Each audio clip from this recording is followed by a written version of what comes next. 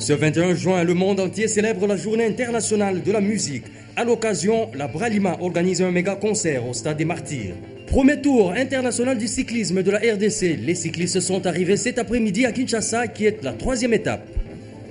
Antena, le journal, John Ngomboa.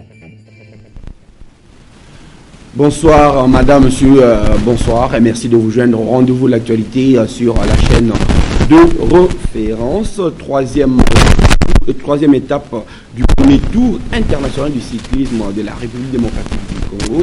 Elle a eu lieu en fin d'après-midi à Kinshasa et c'est les maillots jaunes, le français Médric qui a une fois de plus remporté cette étape, ce qui consolide sa position. Reportage Ndaye Ilamouti.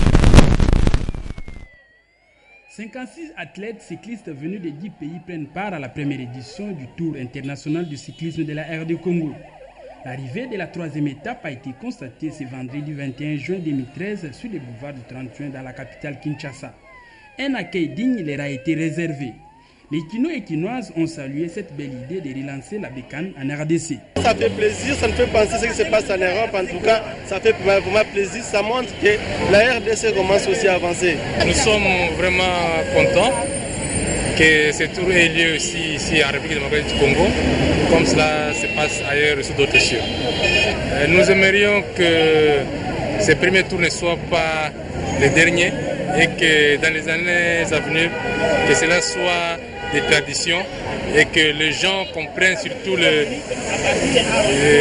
véhicules puissent leur laisser libre passage pour qu'on ne perturbe pas la course de cyclistes. A noter que la première étape de la ville portuaire Matadi à Songolo dans le Liba-Congo a été remportée par le Rwandais Emile Bisamamana. La seconde étape, après avoir parcouru 90 km entre Kimpese et Inkisi, le Français Clem Médric a porté le maillot jaune. Les prochaines étapes à parcourir, Kinshasa Kenge, Kenge Masimanimba, Masimanimba Kikwit dans la province du Bandundu. Aller comme retour. Ce cours va coûter $1 million américains, ce qui pose problème pour les autres fédérations qui sont sévrées d'argent par le gouvernement congolais. Aujourd'hui, bon nombre d'entre eux sont allés voir le président du Sénat, Léon Kengo Wadondo, pour lui soumettre leurs revendications. Il faut absolument qu'ils rentrent dans leurs droits, sinon ces fédérations vont être complètement asphyxiées. Reportage. Lassées d'attendre une probable solution à leurs problèmes, les fédérations sportives nationales privées de subventions de l'État sont cette fois-ci parties au Sénat déposer leur mémo avec une batterie de réclamations. Tous les efforts soient conjugués pour mettre fin à cette situation. Vous savez, nous avons un pays de près de 60 millions d'habitants. Vous comprenez qu'en retenir que 3 disciplines sportives, là où il y a 35 disciplines, pour un budget qui existe pour voter pour l'ensemble des structures par rapport au programme du ministère. Et depuis 3 ans, c'est vraiment un problème. Et parce que arrivent les Jeux africains, les Jeux olympiques, et puis on va demander aux fédérations de faire des miracles, là où il y a d'énormes problèmes. En véritable autorité budgétaire, le Sénat, par l'entremise du directeur du cabinet de Léon Kengo Wadondo, leur a promis de bien examiner ces cas avec bien sûr d'autres services compétents. Attendons voir. Bien, vous allez nous excuser, je crois que le micro ne partait pas bien. J'espère que cette fois-ci, ça y est, vous nous suivez correctement dans vos salons. On va revenir sur la route, pas pour parler tour cycliste, mais bien plutôt pour évoquer un drame, accident de circulation aujourd'hui encore à Kinshasa. Ce matin, au croisement 2 avenues de la Victoire et de l'école des navigations dans la commune de Kalamou, bilan 2 morts. Reportage de Patricia Molengombo Lekuni et Précieux Mangonzoy. L'on ne peut terminer la semaine sans qu'un accident ne se produise dans la capitale congolaise. Tenez, aux environs de 5 heures du matin de ce vendredi 21 juin, une Jeep de la police nationale congolaise a heurté 2 motos, communément appelées Wewa, et un taxi. Cet accident mortel a coûté la vie de 2 personnes, à savoir un homme et une femme qui étaient à bord du taxi. Un des clients présents sur le lieu de l'accident relate le fait. Quand nous sommes arrivés au niveau de l'école de navigation, une Jeep de la police nous a heurtés brusquement et devant nous, il y avait 2 motos. Le chauffeur a pris la fuite. Une femme et un jeune homme ont trouvé la mort sur le champ. D'après les témoignages, cet accident serait occasionné par le dépassement brusque de bande d'une Jeep de la police. Voilà qui doit donner la matière aux magistrats. Les procureurs d'Afrique réunis dans l'association des procureurs d'Afrique, APA, se sont retrouvés aujourd'hui pour la réunion du comité exécutif stratégique de cette association au fleuve Congo Hôtel. C'est un reportage de Patricia Amouli et Pepito Matondo. La magistrature congolaise est à l'honneur. Elle reçoit du 21 au 22 juin 2013 l'association de procureurs d'Afrique, APA, en réunion du comité exécutif et stratégique. Plusieurs allocutions ont sanctionné cette première journée. Il s'agit entre autres du mot de la ministre de la Justice et des Droits humains, du secrétaire général de l'association de procureurs d'Afrique et du procureur général de la République démocratique du Congo. Kabonge Numbi a décrié la criminalité sur toutes ses formes dans nos États africains, tout en soulignant que l'APA a pour thème la coopération judiciaire entre tous les pays membres. Sur le savoir-faire de chacun, que les présentes assises connaîtront un réel succès. Je ne saurais vraiment me taire sans rendre grâce à notre Dieu, le maître des temps et des circonstances, lui qui permet que ces assises puisse avoir lieu aujourd'hui. Dans son mot de circonstance, le Premier ministre Augustin Matata Ponyo a rappelé aux délégués à ces assises que la RDC est engagée dans un programme pour lutter contre l'impunité. Nous sommes engagés dans la consolidation de l'état des droits et la restauration de l'autorité de l'État sur l'ensemble du territoire national. Prennent part à cette réunion de l'APA les délégués de l'Afrique du Sud, de l'Angola, du Cap-Vert, de la Namibie, de l'Ouganda, du Rwanda et de la République démocratique du Congo. Eh bien, parce que nous parlons des magistrats, sachez que la première audience foraine sur l'affaire d'un brigand qui a coupé la main à une jeune fille commerçante au Kambumba s'est ouverte déjà hier jeudi dans la commune de Lemba au quartier Salongo. C'est un reportage de Christelle Kaka et Pepito Matondo. L'insécurité dans la ville-province de Kinshasa est latente, mais elle est là. Dans la commune de Lemba, précisément au quartier Salongo, une bande constituée essentiellement des enfants des soldats y fait la loi. Elle a réussi le week-end dernier, aux alentours de 18h, à ravir les sacs d'une jeune fille commerçante et à lui couper la main. Un malin, mal ennemi, dit-on. 24 heures après, l'un des inciviques, par manque d'astuce, revient au lieu des crimes et sera appréhendé par la police du coin qui était déjà alertée par la famille de Sandra Chibangu, la victime. Aussitôt saisi, Toussaint Kaputu Mafulu, bourgmestre de la commune de Lemba, a organisé une audience foraine au terme de laquelle les magistrats condamnent l'incriminé à la peine perpétuelle et lui a contraint à dédommager la jeune fille d'un montant de $10,000. Le vœu de l'opinion est aussi faire respecter la loi. Tous ces inciviques qui créent l'insécurité au sein de la population, qui dérangent la quiétude de la population, les koulouna tels qu'on les appelle, c'est pour leur faire voir que la loi est là, elle est dure, on va l'appliquer contre tous ceux qui vont justement transgresser la loi. Et l'ordre public doit être maintenu et voilà pourquoi nous sommes venus assister à cette audience. La population est victime des comportements des Koulouna, bien entendu, qui sont en train de gangréner partout. Devant une pareille réaction de l'opinion publique, nous pouvons que se réjouir pour que le peuple puisse bénéficier d'un climat tout à fait pesant et paisible. Une occasion pour le bourgmestre aurait dit de solliciter la complicité des habitants de sa juridiction pour mettre hors d'état de nuire en signalant à la police leur famille.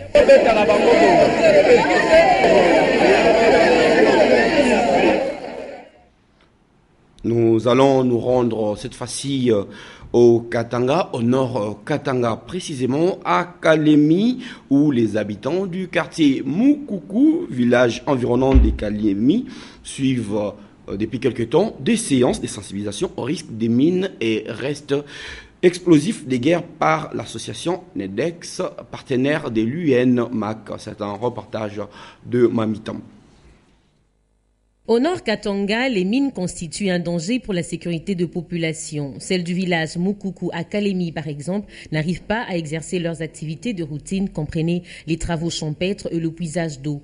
C'est pourquoi le Centre de coordination de la lutte anti-mine de Nations Unies en RDC travaille avec de partenaires, notamment à l'éducation de mines et restes explosifs de guerre. C'est le cas de l'ONG locale NEDEX, neutralisation, déminage, destruction explosive, qui le fait en langue locale à l'aide du GPS, boussole, du repérage technique de terrain, du panneau de signalisation et de la boîte à images.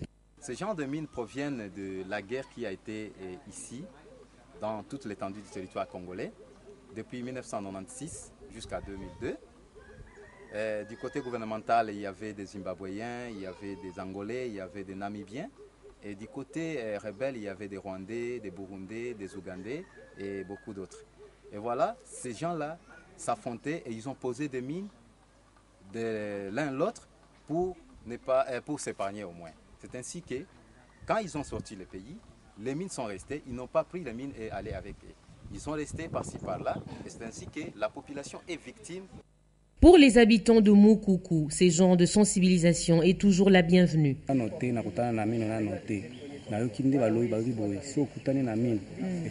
Je n'ai pas encore rencontré des mines en chemin. Les sensibilisateurs nous disent qu'une fois que nous les voyons, il faut reculer. Mon message est qu'ils continuent avec ce travail à l'éducation, aux mines, à notre intention.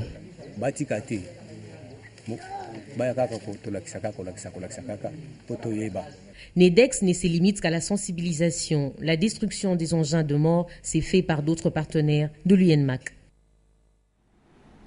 C'est au Katanga, à Lubumbashi, que va se tenir la deuxième conférence nationale sur le VIH-Sida et les maladies transmissibles.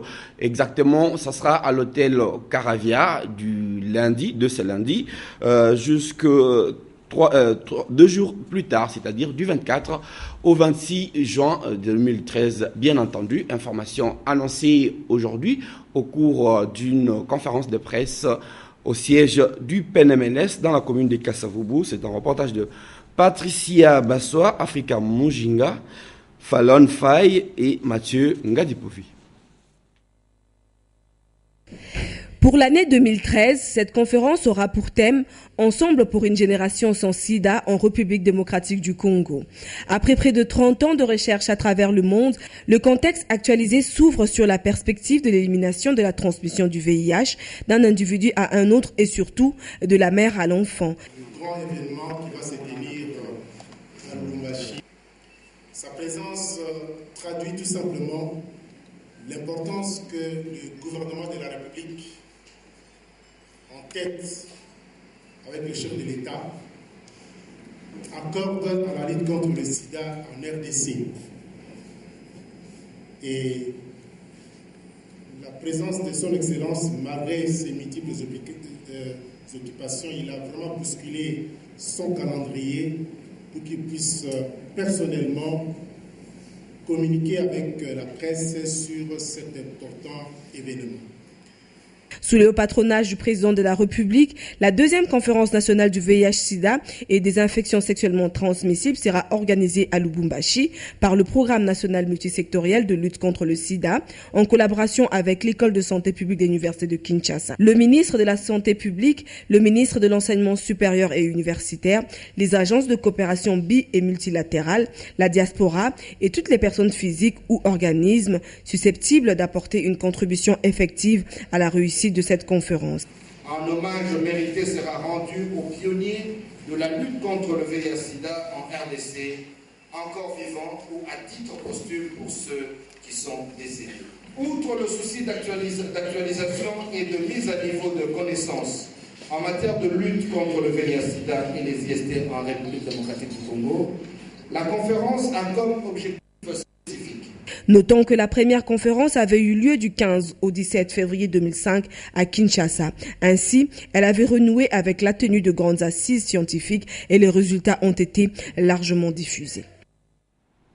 Le VIH-Sida est-il assuré par la SONAS. La question devra certainement être posée par Willy Kacha, notre spécialiste maison. En tout cas, pour aujourd'hui, il annonce que les jeudis sinistres, c'est possible bel et bien. Hier jeudi, l'assurance vie, incendie et automobile ont fait l'objet de la paye des indemnités des victimes des cas des sinistres à l'espace jeudi sinistre sous la supervision de Néné Radjabou, précise Willy Kacha. Pour l'opération jeudi sinistre de ce 20 juin 2013, l'assureur national a indemnisé 125 dossiers en rapport avec les assurances vie, incendie et automobile. Néné Radjabou du département de finances de la SONAS était à la supervision pour les comptes de l'administrateur délégué empêché. Elle a non seulement demandé aux victimes des cas de sinistre de véhiculer l'information sur la véracité de la paye, mais aussi a retenu les agents payeurs de cette activité jusqu'à la paye du dernier dossier intervenu aux alentours de 19h. La rigueur de Néné Radjabou dans le suivi de la paye des dossiers sinistres était un motif de joie pour les sinistrés. Je suis venu au Congo pour mes messes, mes prémices. Et mon papa était décédé l'année passée suite à un accident d'une moto à Kikwit. Et bon, avec les dépenses qu'on avait fait et tout ce qu'on a fait pour enterrer les papas, la SONAS, on avait introduit le dossier. Maintenant, la SONAS a remboursé, a soutenu un peu tout ce qu'on avait fait. Et j'ai dit grand merci à tous ceux qui ont aidé pour que ce déroulement ou bien ce procès aille de l'avant. Grand merci à la maman Adé et tous ceux qui ont contribué pour un bon déroulement. Je remercie tout le monde. Je vous demanderai de vous rassurer et vous assurer aussi dans votre vie. Cela peut vous aider. À Kinshasa, l'opération Jeudi Sinistre se déroule dans l'enceinte de l'agence SONAS située à la 7e rue de Limete. Voilà, ce 21 juin, eh bien, c'est la journée mondiale de la musique. À Kinshasa, un grand événement est en cours. Maintenant là, au stade de Martyrs, un méga concert organisé par la Bralima avec la plupart des orchestres qui sont affiliés à cette Bralima. Magali Sissi et Henri-Noël Mouta-Vokia. Imaginé en 1976 par le ministre Joël Cohen qui travaillait pour Radio France, initié par Jacques Lannes en 1982, alors ministre français de la Culture, la Journée internationale de la musique n'est plus l'apanage des Français, mais du monde entier. Le chemin parcouru est certes long, mais il lui a mené enfin vers la RDC, précisément à Kinshasa, sa capitale qui la célèbre ce vendredi 21 juin avec faste au stade des Martyrs. La Bralima, l'un des grands sponsors de la musique, prévoit un grand concert avec tous les musiciens congolais de renom. Blaise Boula, qui fait partie des choisis pour agrémenter la journée, nous livre son avis sur la musique et ce méga concert dit des retrouvailles et de conciliation. Mais pour l'instant, je me prépare pour la fête de la musique. Donc le 21, c'est une grande fête. Notre sponsor nous a offert un grand podium, vraiment des infrastructures de taille, pour essayer de mettre un peu à l'exergue le niveau de notre boisson, notre bière, la bière des leaders. Moi, l'idéologie, je le résume en une formule magique, Yemane Betande Binane.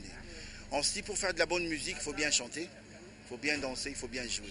C'est la musique congolaise pour moi. C'est la musique congolaise pour moi. Ça sera la fierté, non seulement de la musique congolaise, mais aussi de notre sponsor qui fête ses 90 ans. Donc, ce sera la fête. Moins permanent à Kinshasa, au fief de la musique congolaise, l'ingénieur Blaise Boula est en plein studio en train de préparer son nouvel opus Randekita. Autrement dit, il était comment.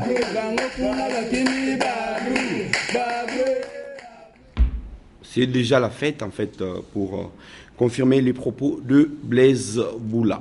Ils iront peut-être au méga concert, mais en tout cas, ils ont déjà fini de leur atelier sur la mutualisation d'expériences. Il s'agit des jeunes parlementaires de l'Afrique centrale et australe qui se sont retrouvés ici à Kinshasa.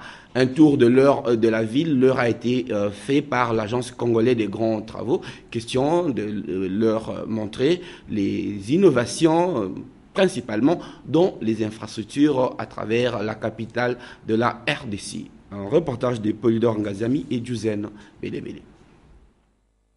À l'issue de 3 jours d'échanges fructueux, les participants à l'atelier de mutualisation d'expériences entre les jeunes de la RDC, du Rwanda, du Burundi, du Cameroun et de la Côte d'Ivoire ont visité les travaux réalisés à travers la capitale Kinshasa dans le cadre de la révolution de la modernité.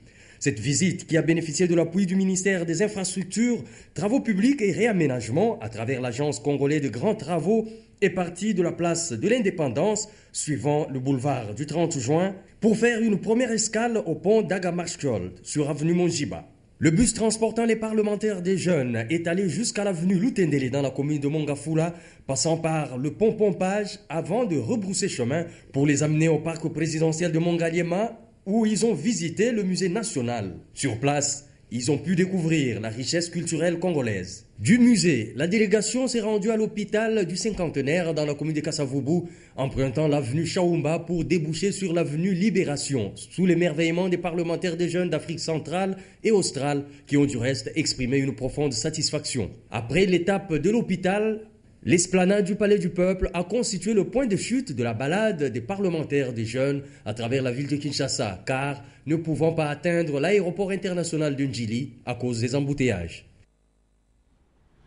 Embouteillage dû au premier tour cycliste de la RDC, mais je crois que ce soir, tout s'est finalement calmé. Contribution à l'étude physico-chimique et toxicologique des effluents industriels de la compagnie sucrière de Kwilungongo sous climat tropical au Bas-Congo. Et puis, réduction de la pauvreté en RDC. Ce sont des thèmes qui ont fait l'objet d'une soutenance publique, des thèses, des doctorats. Et Popol Nzakao va y revenir avec plus de détails dans notre édition de demain samedi. Je vous propose de suivre tout de suite ce qu'a été la presse parue ce vendredi à Kinshasa dans une sélection et commentaire de Polydor Ngazia.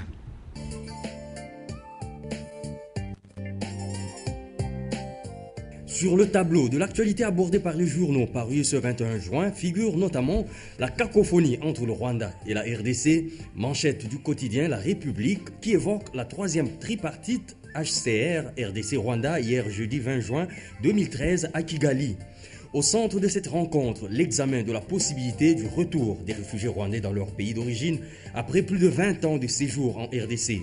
Sur ce chapitre, écrit le journal, le Rwanda brandit la clause de cessation du statut de réfugié pour ses citoyens, estimant que les conditions ayant prévalu à leur exil n'existent plus.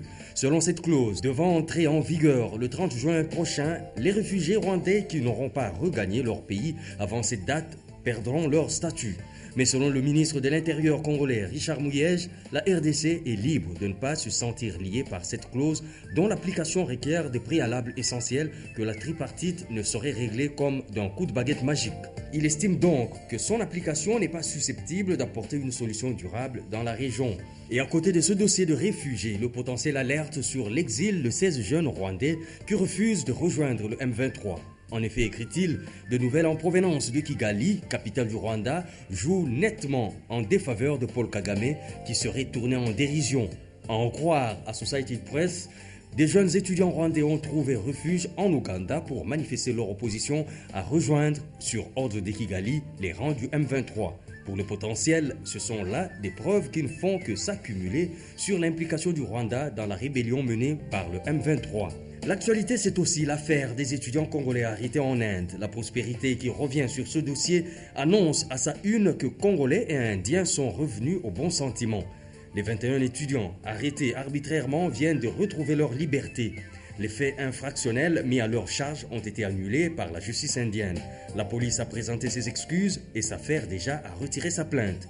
Le dossier sera donc classé sans suite, indique la Prospérité. La référence plus, de son côté, se penche sur la question des élections provinciales et locales. Selon le quotidien, le nouveau président de la CENI, l'abbé Apollinaire Malou Malou, a inscrit leur organisation dans ses priorités. Et il en promet une organisation crédible. La manchette alerte sur une irrégularité au sein de la magistrature. Il s'agit de la nomination du retraité Mposhi Samba comme premier président à la cour d'appel. Ce, en se basant sur les propositions lui faites par le premier président de la Cour suprême de justice et 4 ans après sa mise à la retraite. Pour le journal, le premier président de la Cour suprême de justice a trompé la bonne foi de Joseph Kabila et cela est inadmissible. Un nouveau patron attendu à la DGDA. Le titre est de Forum des As qui précise que le tsunami tant annoncé sur le front des entreprises du portefeuille de l'État et autres services publics pourrait commencer par l'ex-OFIDA. Plusieurs sources annoncent l'actuel patron de la DGDA sur les départs après 8 ans de règne.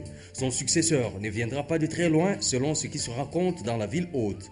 L'oiseau rare se recruterait au sein même de la boîte. Le potentiel parle de son adjoint en charge des questions techniques, Carole Lutaladio. L'hebdomadaire Le Terme dénonce le scandale qui a élu domicile au sein de la fonction publique. Ce scandale, c'est le fait que le simple recours serait devenu le critère requis pour réintégrer l'administration.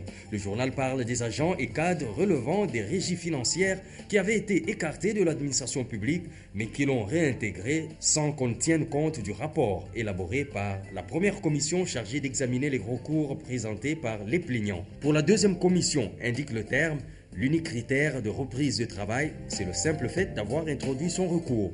Allez-y voir à la DGDI. Pour ce vendredi 21 juin, la revue de presse est terminée. Bon week-end chez vous.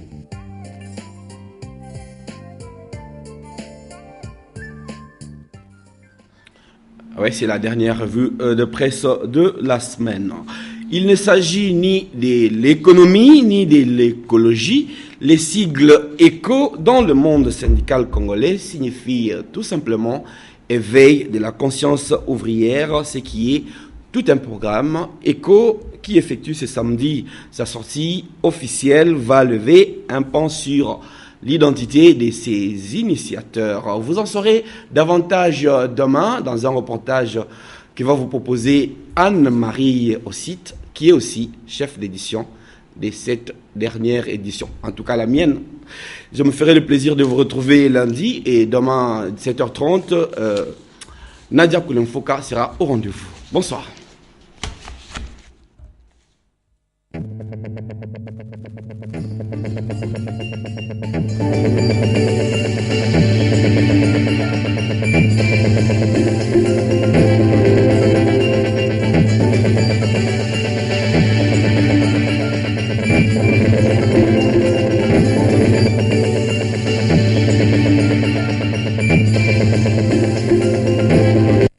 Ce programme vous a été offert par Airtel Money.